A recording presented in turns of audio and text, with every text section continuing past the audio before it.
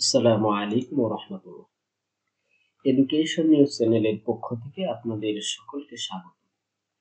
Education সংক্রান্ত যে কোনো তথ্য সবার আগে পেতে আমাদের চ্যানেলটি সাবস্ক্রাইব করে বেল আইকনটি বাজিয়ে দিন।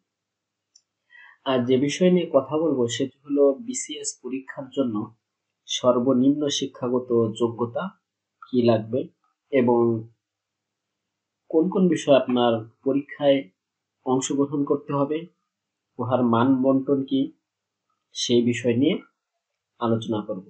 বিসিএস অর্থাৎ বাংলাদেশ সিভিল সার্ভিস, যা বাংলাদেশ সরকারি কর্ম কমিশন নামে পরিচিত।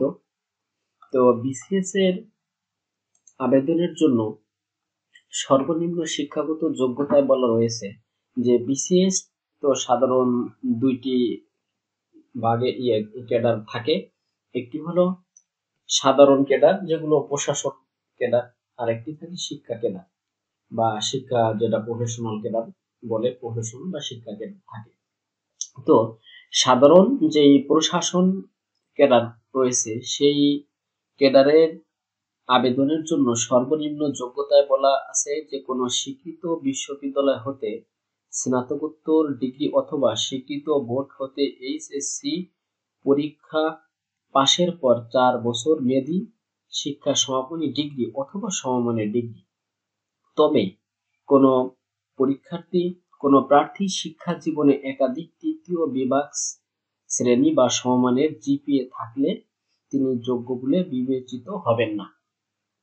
অর্থাৎ প্রশাসন ক্যাডারের জন্য যে সর্বনিম্ন শিক্ষাগত যোগ্যতা হলো আপনার কমপক্ষে অনার্স পাস থাকতে হবে, অনার্সের দ্বিতীয় শ্রেণী, দ্বিতীয় সেকেন্ড ডিভিশন থাকতে হবে, সেকেন্ড ডিভিশন বা সেই সমমানের জিপিএ থাকতে হবে।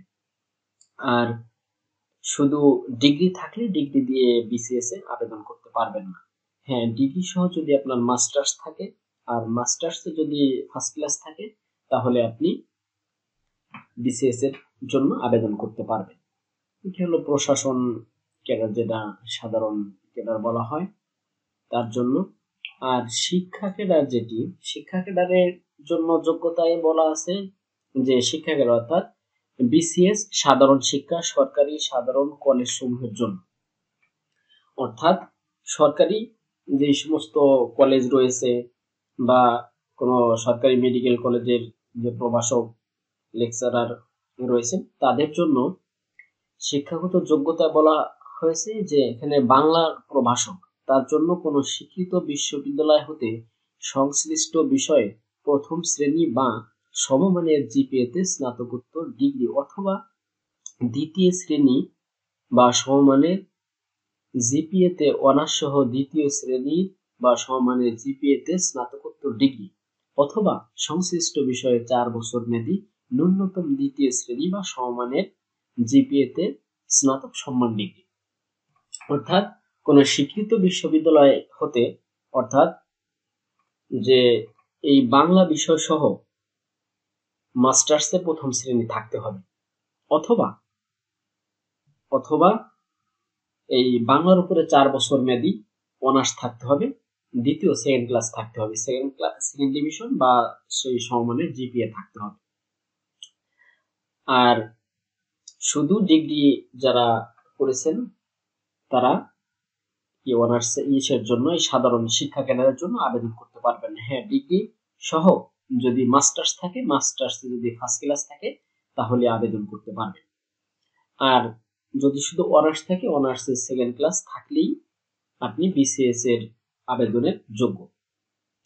তো বিসিএস এর শিক্ষা ক্যাডার হোক বা প্রশাসন ক্যাডার হোক, যেটাই হোক, বিসিএস এর সর্বনিম্ন যোগ্যতা হলো অনার্স, মিনিমাম অনার্স পাস থাকতে হবে এবং অনার্সে সেকেন্ড ডিভিশন থাকতে হবে। আর যদি কারো ডিগ্রি থাকে, ডিগ্রি সহ মাস্টার্স থাকতে হবে, তবে মাস্টার্সে ফার্স্ট ক্লাস থাকতে হবে, তাহলে আপনি বিসিএস এর জন্য কি আবেদন করতে পারবেন। এবং আপনি বিসিএস এর প্রথম প্রিলিমিনারি টেস্ট পরীক্ষা হবে, এমসিকিউ 200 নম্বরের পরীক্ষা হবে, সময় থাকবে 2 ঘন্টা। 2 ঘন্টার মধ্যে আপনাকে 200টি প্রশ্নের উত্তর করতে হবে। সেই 200টি প্রশ্ন উত্তর দিতে হবে, প্রতিটি প্রতিটি শুদ্ধ প্রশ্নের উত্তরের জন্য 1 নাম্বার বরাদ্দ থাকবে। তবে যদি কোনো অ্যান্সার ভুল হয় তাহলে আপনার 0.5 কাটা যাবে, 0.50 নাম্বার কাটা যাবে। অর্থাৎ যদি আপনি কোনো একটি ভুল করেন তাহলে যে প্রশ্নটি ভুল করেছেন সেটি তো নাম্বার পাবেন না, এবং যেখান থেকে আপনি সঠিক অ্যান্সার করেছেন সেখান থেকে আপনার হাফ নাম্বার কাটা যাবে। আর প্রিলিমিনারি টেস্টের আপনার যেই বিষয়গুলোতে অ্যাটেন্ড করতে হবে এবং যেগুলো আপনাকে পড়ালেখা করতে হবে, যে বিষয়ে বাংলা সাহিত্য, সেটার মানবন্ধন হচ্ছে বাংলা ভাষা ও সাহিত্য থেকে 35 নাম্বার থাকবে, ইংরেজি ভাষা ও সাহিত্য থেকে 35 নাম্বার, বাংলাদেশ বিষয়াবলী 30 থাকবে, ভূগোল, বাংলাদেশ বিশ্ব ও পরিবেশ ও দুর্যোগ ব্যবস্থাপনা থেকে 10 নাম্বার থাকবে, সাধারণ বিজ্ঞান থেকে 15 নম্বর থাকবে, কম্পিউটার ও তথ্য প্রযুক্তিতে থাকবে 15 নম্বর, গাণিতিক যুক্তিতে থাকবে 15, মানসিক দক্ষতায় থাকবে 15, নৈতিকতা ও মূল্যবোধে থাকবে 10। মোট আপনার 200 নম্বরে প্রিলিমিনারি টেস্টে আপনার পরীক্ষায় অংশগ্রহণ করতে হবে। এই 200 নম্বরের পরীক্ষা দিতে হবে।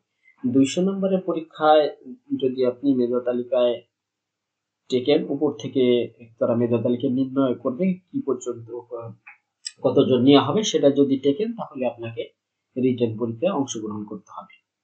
তো রিটেন পরীক্ষায় মোট আপনাকে 1000 নাম্বারে পরীক্ষা দিতে হবে। রিটেন পরীক্ষায় আপনি যদি জেনারেল ক্যাডার হন বা শিক্ষা ক্যাডার হন তাহলে আপনার 1000 নম্বরের পরীক্ষায় অংশগ্রহণ করতে হবে। 1000 নাম্বার পরীক্ষায় অংশগ্রহণের মধ্যে থেকে আপনার মিনিমাম আপনার 50% নাম্বার থাকতে হবে। যদি আপনার 50% নাম্বার থাকে তাহলে আপনি যে ভাইবার জন্য যোগ্য বলে বিবেচিত হবে। যদি 50% এর যদি কম হয় তাহলে আপনি ভাইবার জন্য যোগ্য বিবেচিত হবেন না।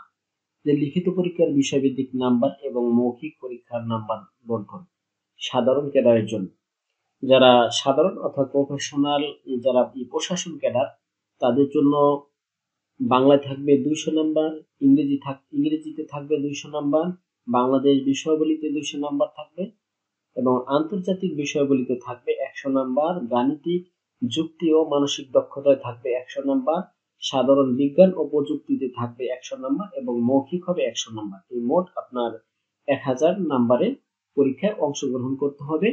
যারা সাধারণ ক্যাডার অর্থাৎ সাধারণ প্রশাসন ক্যাডার তাদের জন্য এই বিষয়গুলোতে অংশগ্রহণ করতে হবে।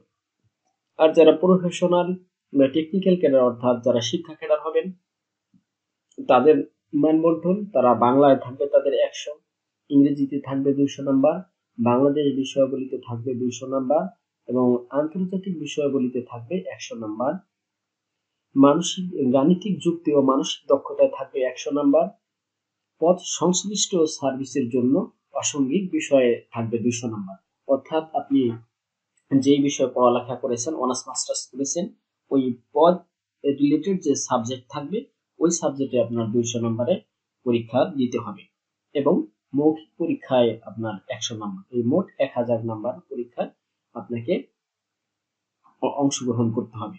লিখিত পরীক্ষার মধ্যে থেকে যে 900 নাম্বার, তো মৌখিক পরীক্ষায় 100 বাদ দিলে থাকে 900। এই 900 নাম্বারের মধ্যে থেকে আপনার লিখিত পরীক্ষায় পাস মার্ক হলো আপনার মিনিমাম 50% নাম্বার থাকতে হবে।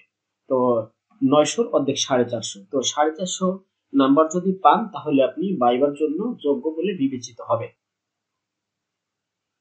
পরবর্তী ভিডিওতে আমরা কিভাবে আবেদন করবেন, আবেদনের প্রক্রিয়াটি বিস্তারিত দেখাবো এবং যদি কোনো প্রশ্ন থাকে তাহলে কমেন্ট করবেন, ইনশাআল্লাহ কমেন্টের উত্তর দিয়ে দিব এবং কোনো সাজেশনের যদি প্রয়োজন হয় তাহলে আমাদেরকে নক করবেন, আপনাদেরকে আমরা দিক নির্দেশনা দেব। তো আজ এখানে শেষ করছি। আসসালামু আলাইকুম ওয়া রাহমাতুল্লাহ।